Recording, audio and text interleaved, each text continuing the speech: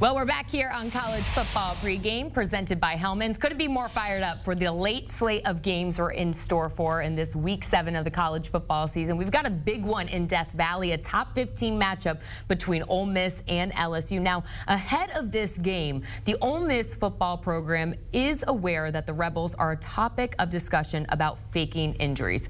Conversations have kind of swirled all around this season regarding players feigning or exaggerating injuries and the advantage it really creates. Here is the statement that Ole Miss put out regarding this situation, that feigned injuries have become a notable topic in college football, and we realize our program has been a part of that discussion. We have been in communication with the National Coordinator for Football Officiating and provided relevant medical information for his review to answer questions about recent injuries.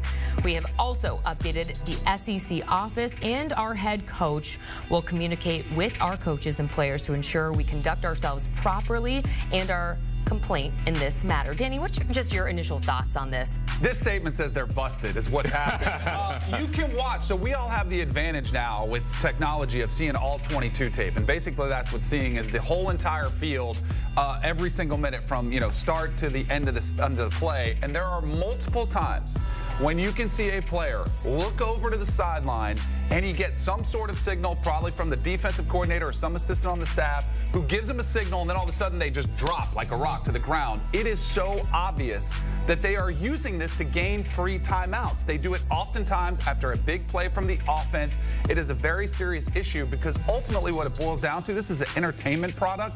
It's a bad TV product. You can call it all you want about competitive advantage, but it's bad for the game. They do need to get this out, but it's tricky because you're dealing with injuries, and if you think somebody could be faking and they're not, that's what everyone's worried about. They don't like calling it out. Right. Well, speaking of injuries, here's a look at the notable ones to play a role in tonight's 7:30 kickoff. Most notable defensive end for the Rebels, Princely U, is a game time decision, but Cardale, look at there, all of the offensive players that the Rebels are dealing with out and probable, including Henry Parrish.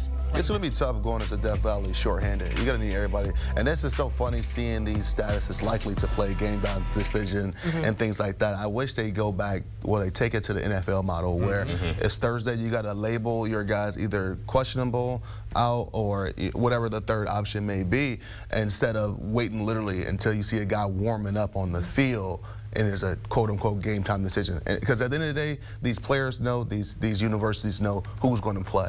Like Danny said, you're hurting the ultimate product that's on the field when it comes to the entertainment level, but it is a thin line. You don't want to say a guy's faking and he's really not, and then you put him, you expose him to worse injuries. They got to fine him. That's what they need to do. If they I was about to say fine. I think you find the university. Yeah, I think you find the university. Find the coach. Yeah, you find the coach. Yeah, because I think when we have that discussion about, we're waiting until guys start warming up. See, that's competitive advantage. Right. That's whenever you're like, as a coordinator, as a head coach, you're like, okay, my best running back, he's probably gonna play.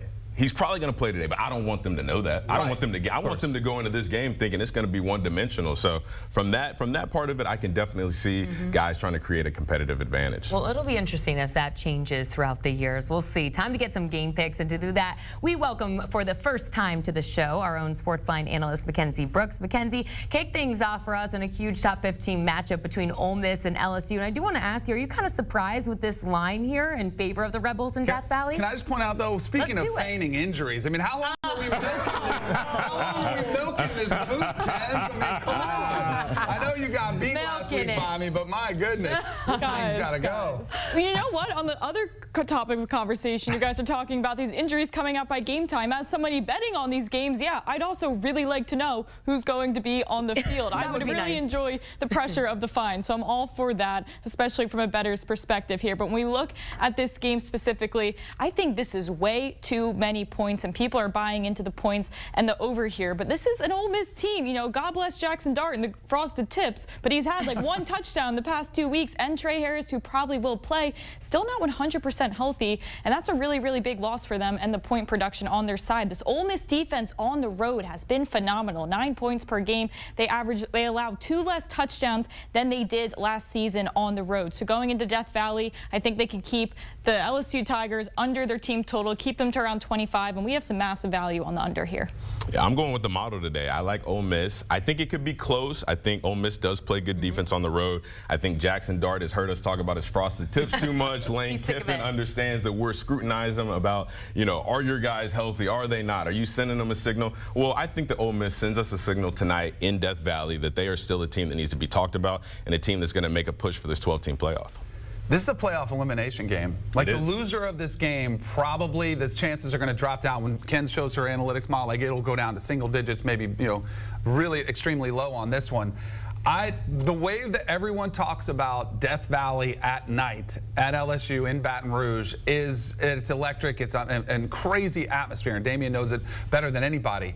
I don't trust Ole Miss to go in there the way they've been playing. Now, I know last week was pretty impressive. They did it on the road at Columbia, but that South Carolina team has nowhere near the offensive talent that LSU does. I trust Garrett Nussmeier more than I trust Jackson Dart, especially since he's at home.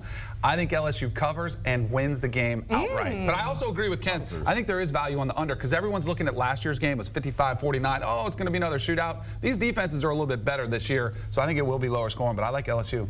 Yeah, I got to Ole Miss in this one easily because their defense plays really well on the road. I mean, a lot of things that LSU is going into this game with, I just don't think they stack up on both sides of the ball to consistently compete with Ole Miss for the long run. And I think Ole Miss is finding that sweet spot for them to start to get better each and every week after that loss. So I got Ole Miss in this one. Danny, odds are against you here at work, but also at home because I'm a little confused. Bowden, your dog, pick some games. Bowden's best. And he went with Ole Miss. I'm confused. Sides here. No, well, he makes his own. He thinks for himself. Oh, does he? Because I'm pretty sure I saw a treat there. Is this rigged? No, it's not rigged, although he does have a significant tendency to go to the left, so I might have to shake things up here.